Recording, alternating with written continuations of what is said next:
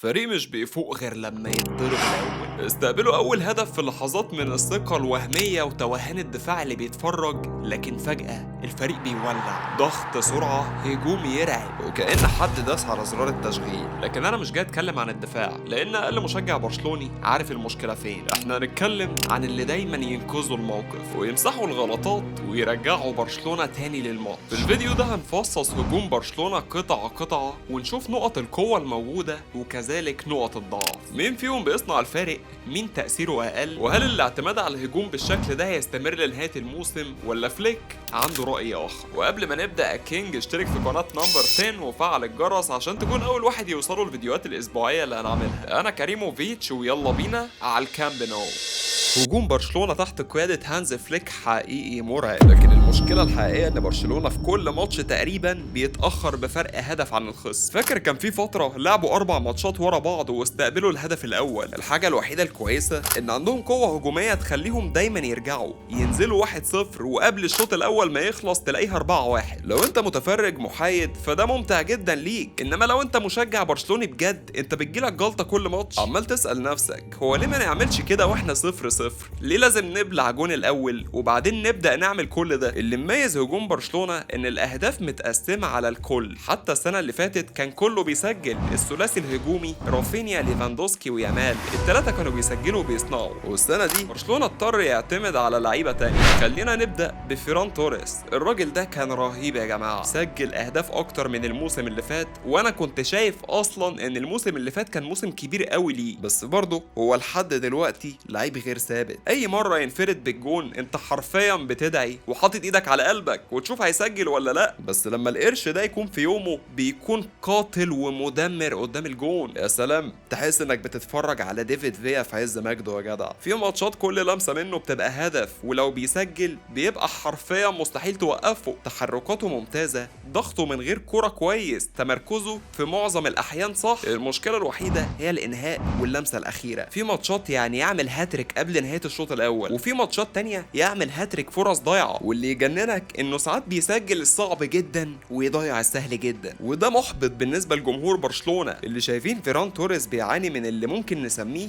معضله داروين نونيز. نفس القصه بالظبط، اللاعب يدخل كل الاماكن الصح، يتمركز صح، يضغط من غير كرة كويس، بس محتاج تخلق له 4 أو 5 أو 6 فرص عشان يسجل هدف واحد. ورغم كل ده فيران عامل شغل محترم جدا رغم عدم ثباته قدام الجول. لازم نديه حقه لانه وصل بالفعل لارقام مزدوجه في التسجيل، يعني بصراحه هو بيقدم اكتر بكتير من اي واحد تاني باضعاف مضاعفه. الغريب في موضوع فيران لسبب ما غامض بيبقى احسن بكتير وهو نازل بديل عن وهو اساسي. نفس الموضوع ده على فكره بيحصل مع ليفاندوسكي، مش فاهم ليه. يمكن بيحسوا ان عندهم حاجه يثبتوها لما ما يبداوش اساسيين، بس ايا كان السبب جزء كبير من اهداف برشلونه جايه من الراجل ده. وبما اننا جبنا سيره انكل ليفاندوسكي فنتكلم عليه شويه. موسمه ده كان طالع نازل بشكل غريب، غاب في بدايته بسبب الإصابة وبعدين رجع ولسه بيسجل أهداف. للأسف ليفا مهما عمل تيك توكات أو يوجا مع المدام، الراجل ده برضه لسه عم أعمام مهاجمين أوروبا، لسه بيقدر يسيطر جوه الصندوق، لاعب بيعرف يتمركز على الكرات العرضية، ولسه بيسجل أهداف في أماكن أنت فاكر مستحيل يقدر يسجل منها. الهدف اللي سجله بشماله قدام أتلتيك بلباو كان تحفة، حتى لو جزء من اللوم يقع على أوناي سيميون اللي مش بيعرف يصد حتى لو بوتاجاز اتشاط عليه. سواء بيلعب أساسي أو نازل من على الدكة، الراجل ده لسه تقيل يا جدعان. لكن ده ما يمنعش ان برشلونه لازم يبداوا يدوروا على مهاجم للمستقبل. اركن لي بقى دول على جنب وتعالى ندخل على السيليساو. رافينيا ماكينه اهداف واسيستات ماشيه على رجلين، تقريبا احسن واحد بينفذ كرات ثابته. الكره الكيرفد المقوصه والقوه اللي بيحطهم في الكورنرات حاجه خرافيه. وانت يا غريمي شفت بنفسك سجلت عدد اهداف قد ايه من الفرص دي، سواء كانت من كره ثابته او من لعب مفتوح.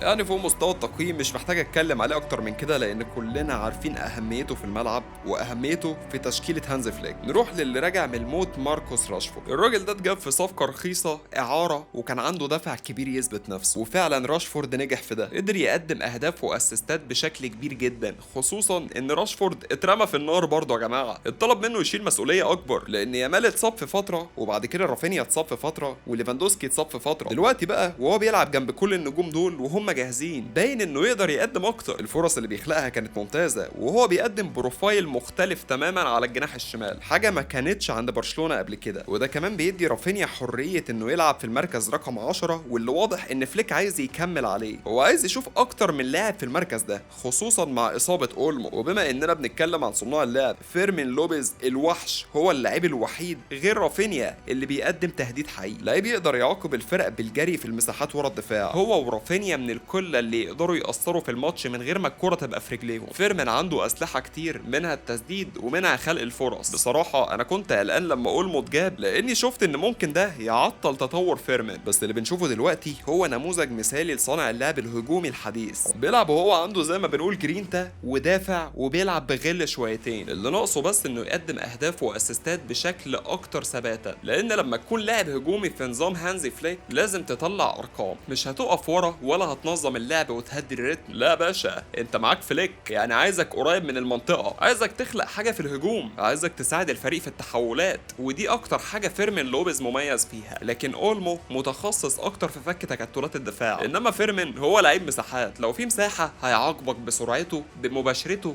بتسديداته البعيده. وتعالى بقى نروح للكينج لامين يامال. اول طريقه تعرف بيها ان حد فعلا بيتفرج على ماتشات برشلونه لما تاخد بالك كده هو ازاي بيتكلم عن يامال. ارقامه زادت في كل حاجه، مراوغات، صراعات، واهداف واسيست، بس عشان لعبه مش استعراضي زي السنه اللي فاتت. طبيعي جدا انه ما يبقاش واصل لافضل نسخه من نفسه، واحنا برضه لسه ما دخلناش على نص الموسم. وبرضه مش منطقي انك تقارن احسن نسخه شفناها من يامال اللي كانت نسخه الموسم اللي فات، اللي ما كانش عنده اصابه وما كانش عنده اي حاجه، وتيجي انت تقارنه بنسخه لسه راجعه من الاصابه ولسه في بدايه الموسم. ده مش منطقي اطلاقا يا رجاله. كمان لامين بيقدم حاجه مفيش اي جناح تاني في برشلونه بيعملها. هي ايه يا باشا؟ هي الجاذبيه. لما تلاقيه بيستلم هتلاقي 3 4 لعيبه رايحين عليه، وانا هنا مش ببالغ، حرفيا بيتلم عليه اقل حاجه 3 لعيبه. وفليك لازم يلاقي حل للموضوع ده. احيانا كوندي بيطلع، بس ساعتها برضه بتبقى 4 ضد 2. وشفنا شويه تجارب بالفعل لما لعب يامال في العمق كمركز 10. انا شايف ان لعبه في النص ممكن يساعده اكتر، لانه مش هيبقى معزول على الطرف، تديله الكوره هتلاقيه بيخلق لك فرص بالجمله. فزي ما قلت لك قبل كده، عندك رافينيا وفيرمين لوبيز وراشفورد ممتازين جدا في الجري من غير كوره وفي العمق، بس ولا واحد فيهم عنده نفس التاثير بالكوره زي يامال. بيسحب المدافعين من اماكنهم، بيجبرهم يلتزموا ناحيته، وده بيفتح مساحات لغيره. عشان كده قلت ان لامين ورافينيا بيكملوا بعض. الناس دايما بتحاول تفصلهم وتقارن، بس الحقيقه ان كل واحد محتاج التاني. يامال محتاج حد يجري ويفتح له المساحه، ورافينيا محتاج صانع اللعب. اي لاعب يجي يلعب مع الالماني ده ارقامه في الاهداف والاسيستات بتطير لفوق مهما كان اسمه. انت شايف ده مع راشفورد، شايفه مع رافينيا، ومساله وقت قبل ما نشوف نفس الانفجار مع روني. وهضيف بدري كمان للهجوم، لاني شايف انه لازم يتحسب عليهم. الراجل حرفيا ساحر، ودلوقتي كمان بيجيب اهداف وبيصنع، بيحط اللعيبه قدام الجون، وهم اخيرا بقوا يخلصوا الفرص اللي بيحطها على طبق من ذهب. مش مطلوب منه اصلا يعمل الارقام دي، شغله انه يتحكم في الريتم، يكسر الخطوط، يحافظ على ايقاع برشلونه. فلما كمان يبتدي يدي اسيستات مباشره ويسجل اهداف، كده انت بتتكلم عن لعيب 10 من 10. لكن المؤسف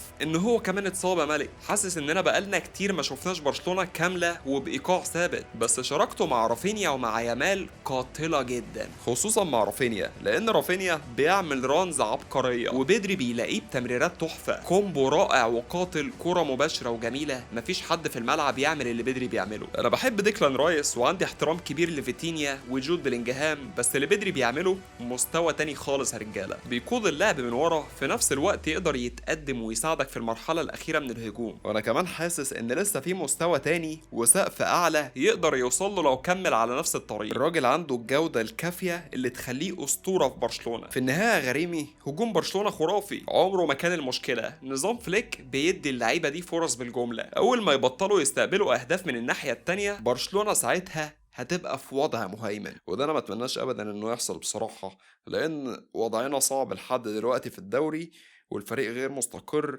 وتشابي الونسو قاعد يجرب، واللعيبه شغفها ميت، وهنشوف ايه اللي هيحصل مع ريال مدريد. استنوا بقى الحلقات اللي هتنزل هنا بشكل اسبوعي، واكتبوا لنا في الكومنتات عايزيننا نتكلم عن ايه في الفيديوهات اللي جايه، واشوفك يا كينج الفيديو اللي جاي.